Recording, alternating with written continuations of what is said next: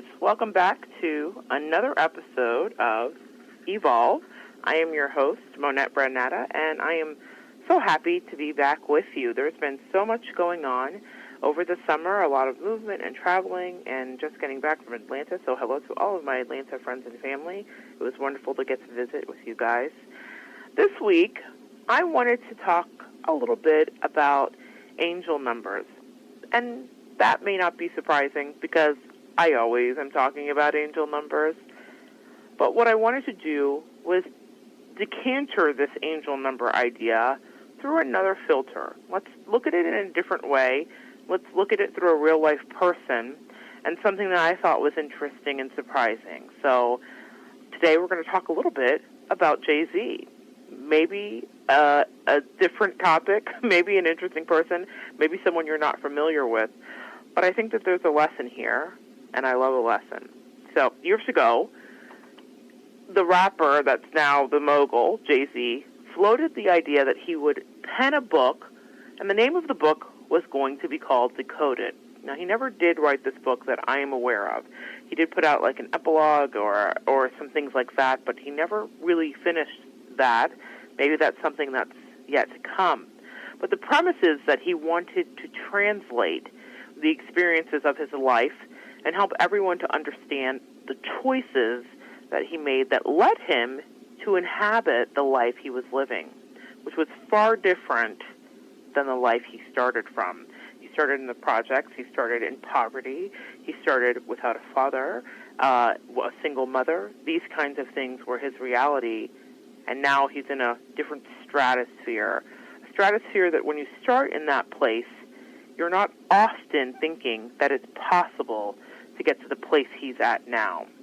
And I've shared with you guys some of my life, and so stories like his, of any variety, of any person, of any ethnicity, touch my spirit, because I realize that anything is possible, and that it is in this way that the universe demonstrates it, and it gets right into our own wheelhouse. And we'll continue to talk more about that. And often, we are, as humans, making judgments about who or what a person is based on very superficial identifiers. So if you're listening and you're familiar with Jayz, you may know him as the rapper mogul and Beyonce's husband. I think it's wonderful that someone's Beyonce's husband instead of the other way around, but you may enjoy his music. You may have never even heard a song outside of his hit with Alicia Keys about New York. You remember that one? That was huge. New York, that one. That was Jayz. So if you're not familiar, you might know a Jayz song and you didn't even realize it. You may have assumed that he's cleaned up his criminal or thug self. If you've heard some of his lyrics, you thought, maybe this guy isn't such a great guy. But no matter what you know, today we're going to take a different look at this person. Now, it's no secret, here's my disclaimer, I've always been a fan of some of his music. Not the misogynistic overtones or the superficial lyrics about bling and money, but his storytelling. As a writer and a teller of stories, I admire and relate to the way that other people hone their craft, but there is more with him. I've always heard his truth through the smoke and mirrors of some of his songs. I've heard a man struggling to find himself who could, like any of us, get swept away in these moments of great bravado or self-doubt. I've played his music often when I'm working out or working to achieve any goal in my life, because what I found is that there is a momentum that lifts me and challenges me to believe in myself and push past my circumstances and rise to whatever the occasion is that I'm trying to meet. There's a song called Moment of Clarity that he has, and he says, thank God for granting me this moment of clarity, this moment of honesty, because he's, I think, acknowledging that he understands that there's something going on deeper. And I know that that doesn't sound like a lyric that a rapper that you might have just heard was just a rapper, maybe a gangster rapper, which he was not necessarily a gangster rapper, but a rapper is having, thank God of granting me this moment of clarity, this moment of honesty. And I remember walking over the causeway in Melbourne, Florida, and getting to the apex of the bridge and feeling triumphant and I'm listening to that in my ear. And that's the power of music on any level, but that's something that comes to my mind, is because I'm able to clearly think, and I'm listening to him express his clear thinking, and I'm saying, I can reach this goal, whatever it is. And so that's one way, positively, that I wanted to give an example. So his music has been definitely inspirational to me. Another one, just an aside, is Don't Stop Believing by Journey. That's a huge motivational song. So that's what I mean. So whatever your music is, wherever it's coming from, we know that these musicians and artists are flawed, but they're often bringing these incredible vignettes into life, and they're helping us to see past ourselves and into a place that we might want to be. Not every song is that transcendent, but there are some, and I think we all have them, no matter what the genre. But it wasn't until his latest album release, which is the release of 444, that my long-held suspicions that there was way more going on beneath the surface with this man, which got me to thinking about how our angels, again, are always communicating with us, which, like I said, I'm always thinking about. What specifically I'm thinking about is how amazed and in awe I am that no single person is exempt, that God, universe, source, whatever name you want to give it, is so detailed, so specific, that if you're seeking at all, you will be met right where you are. So whether you're flawed or striving to be Mother Teresa, God meets you and guides you to your best, highest, evolved self if you're seeking. That's that kind of adage in the Bible, seek and you shall find. It is literally true. You just have to ask. You just have to be in desire. And you would be surprised at the things that magnetize to you. God meets you and guides you to your best and highest evolved self. And I feel like I've cracked the code. I feel like I finally have concrete evidence that this person has been in his own communications and journey via angel numbers, and that's what we're going to explore today. So there's been a great deal of chatter over the last few weeks about the new Jayz album. And I remember seeing the number flash across my screen in the days prior to the launch. Now, working with angel numbers, I was familiar with what was being said, 444. We're going to talk about that so you understand what was being said as well.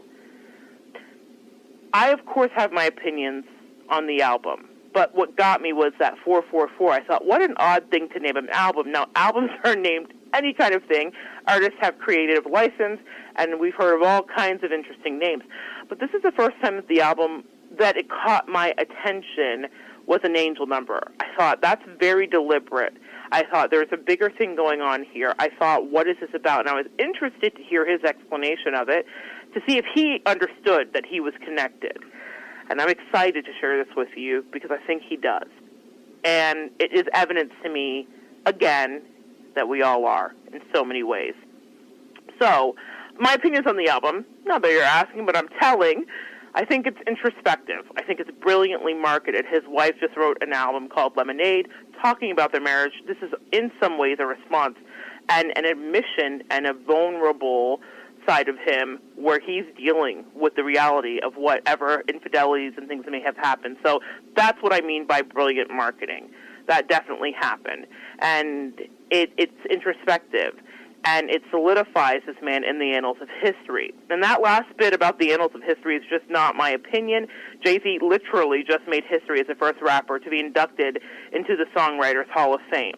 So I'm not just talking about like somebody that you will never know who they are. This person will be talked about forever. And I think he's understood that there's a legacy. In fact, there's actually a song on the album called Legacy, but that's in regards to his daughter and children and what he leaves behind and what his responsibility to the black community is. Not a light subject matter, not something you would think that a rapper is going to be talking about when you think of stereotypical rappers. There are very lofty ideas here about savings and earnings and squandering money and credit and how do you get it and why we're wasting things and being very superficial. And I know you think easy for him to say he's very rich, easy for him to say, but still he's saying it. And it's not the popular opinion. And that lets me know he's on his path.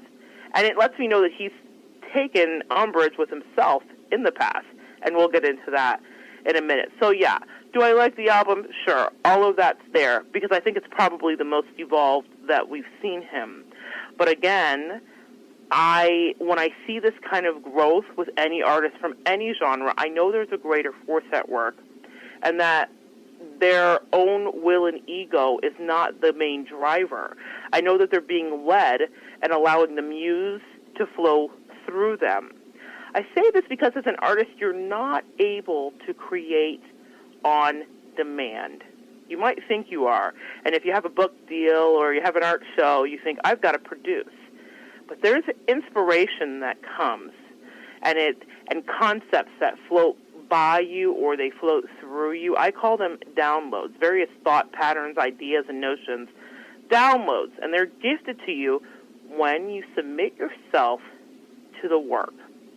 But that's another show. So I want to take a minute and talk about a line that he says in one of his songs, and I feel like it's been overlooked by some of the people that have been reviewing the album.